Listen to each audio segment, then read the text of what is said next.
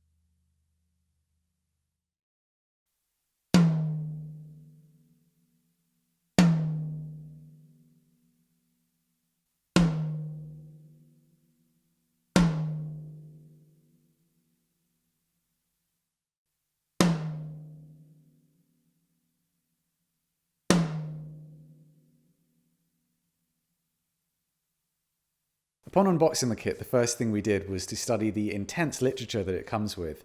There's an extreme amount of detail. It's very thorough, especially with regards to the tom mounts. And in some ways, it kind of feels like it's aimed perhaps more at engineers than drummers, with a lot of jargon and acronyms to memorize in order to understand what's going on.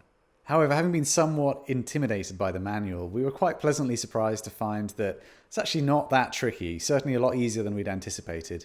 And once you understand how to control each aspect of the mounts, it's relatively quick and easy to dial in your sound.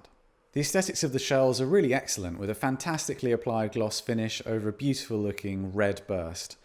The black nickel hardware, the lugs and hoops, I think look great, and while those rack tom mounts certainly look quite intimidating and industrial on their own, they actually become pretty camouflaged once you set them up in the kit, at least in person. We've seen some people expressing their distaste at the appearance of these rack tom mounts, and I have to say, coming into this review, I was certainly ready to see something that was a lot more obtrusive. However, in person, you strangely seem to get used to them quite quickly. In terms of drum heads, the kit that we have here today features clear Remo ambassadors on both ends of the rack toms. We've got clear emperors on the batter side of the floor toms and aux drum, while the bass drum has a Power Stroke 3 Renaissance batter and a clear Power Stroke felt tone front head without a port. Hearing the kit for the first time, we couldn't wipe the grins off our faces. In person, the tones coming off this kit are bright and clear. There's plenty of attack to them, and they just fill the room in a particularly wonderful way. The bass drum had a lovely and full sound, coming to life very easily from the softest tickle, yet taking on an aggressive slap when laid into with more effort. From the playing position, the note resonates right through the kick pedal and back up your leg, while from out front, there's still plenty of attack to ensure that you get loads of definition. The 3 SAS rings in the drum are designed to break up the internal reflections that give you that kind of basketball-y character in an unmuffled bass drum, and we were pleased to find that there was none of that to be heard during our review. It would have been really interesting to hear the drum with a port and mic'd internally, because that tends to be when you hear the character at its most extreme. The rack toms were bright and articulate, with short bursts of lovely musical tone that decays away quite quickly. It would have been nice, I think, to hear a little bit more sustain out of these drums, but even just holding them in a finger and tapping them, you got that same kind of short note, so it's clearly by design, and there's nothing that's being lost when it's mounted either. The floor toms had loads of attack, with plenty of full-bodied tone underneath. The 14 in particular sustained for days. This was a drum that just kept on ringing, while the 16 was a bit more attack-focused with a shorter sustain to it. I suppose it's worth saying that the 10, 12 and 16 all seemed to have a kind of similar vibe in terms of their attack and sustain, while the 14 was a little bit off in its own space with such an exaggerated sustain. The articulated floor tom legs, of which there's one on each of the floor toms, do allow you to dial in a shorter sustain by straightening out the leg. I'd certainly recommend looking into this. Although it didn't make a huge difference, it did seem to bring the 14 a little bit more into the same ballpark as the rest of the toms. The aux drum is a very interesting contribution to the kit, and we actually think it's a brilliant concept, offering 3 really usable options to most players. With a stock head, it's a raucous tone, but we'd be really interested to see what you could get out of it with a pre-damped, kind of more bass drum style head. I'm thinking like a Remo Power Stroke or an Evans EMAD here, to get that kind of blunter, drier and fuller tone out of it. Moving on to build quality, these drums are excellently put together. Handling the drums as you set them up, it's really interesting to note all of the little differences in terms of the shell thicknesses, the SAS rings, and the different types of bearing edges that you can find across the kit. Hardware-wise, the obvious place to start is with the MAATS magnetic rack tom mounting system. To summarize for those that aren't aware, they use a magnetic system to allow part of the mount to essentially float. The idea being that through the adjustment of exactly how those magnets interact and the distances that they travel, you can optimize the resonance of the rack tom and ensure that it essentially sounds as though it's not on any kind of mount at all. These same adjustments also allow you to minimize the note sustain, kind of choking out the fundamental tone to get a much shorter tone out of your rack toms. And this could be particularly useful live, where too much fundamental note could lead to feedback. In the studio and in person, however, we did feel like these drums sounded their best when the rack toms were allowed to vibrate to their fullest. The way that the system works and how they mount onto the drum shells also gives you the benefit that, should you want, you can spin the drums over 180 degrees in order to be able to tune the resonant heads of your toms without having to take them off the mount at all. Undoubtedly, these MAATS mounts are going to divide opinion, and looking around on forums and social media, you see plenty of discussion already taking place about them, with some people feeling that they're perhaps overkill and unattractive to look at. Personally, I feel quite on the fence about them, to be honest, because while they're always going to be a focal point with the way that they look, and the fact that they have that much adjustability perhaps is going to be unnecessary in some situations, On the other hand, there's also no doubt that when dialed in correctly, they do offer an extremely transparent mounting system for your rack toms. Nick also mentioned that this magnetic mounting system made the toms feel really pleasant to play with just a little bit of give on them that made them feel very comfortable. So ultimately, I feel like it's going to have to come down to quite a personal decision made by each drummer as to whether they're willing to perhaps sacrifice a little bit of aesthetics for the potential gain in terms of your rack tom sound. The SAS floor tom legs do a great job of allowing full resonance from the floor toms. And while we mentioned earlier that straightening out the articulated joint didn't necessarily yield a massive difference, we would be really interested to see what would happen if you put 3 of those articulated legs on the drum and just saw how much of an extreme sustain cut you could get through that. The remainder of the shell hardware all functions perfectly, with a little special mention having to go to those new Master Tune lugs that really did feel silky smooth and precise to operate. Clearly Mapex are aiming this kit and the rest of their Design Lab series at experienced players with a keen ear and an enjoyment of the very subtlest details of their drum tones.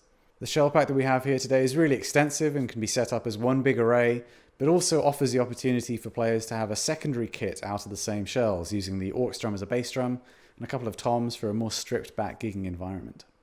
Tonally too, we feel like these drums would excel in pretty much any modern playing situation with clean and clear tones that can act pretty much like a blank canvas for the player to mould through their playing.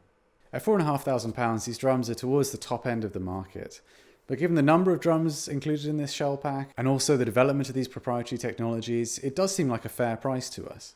Though there's loads of competition around this higher end of the market, we do feel like it's really worth checking out these kits because they're so specialized, they sound fantastic, and they do have all of these unique details that no other manufacturers are currently offering. Coming out of left field with some wild innovations, especially those tom mounts, is of course going to make certain people cross their arms and dare Mapex to impress them. And to that, we have to say that we feel like the kit actually sounds fantastic and is really functional too. But we'd love to know what you think, so please leave us a comment. Don't forget to subscribe if you want to be notified of future videos, and I'll see you next time at Drummers Review.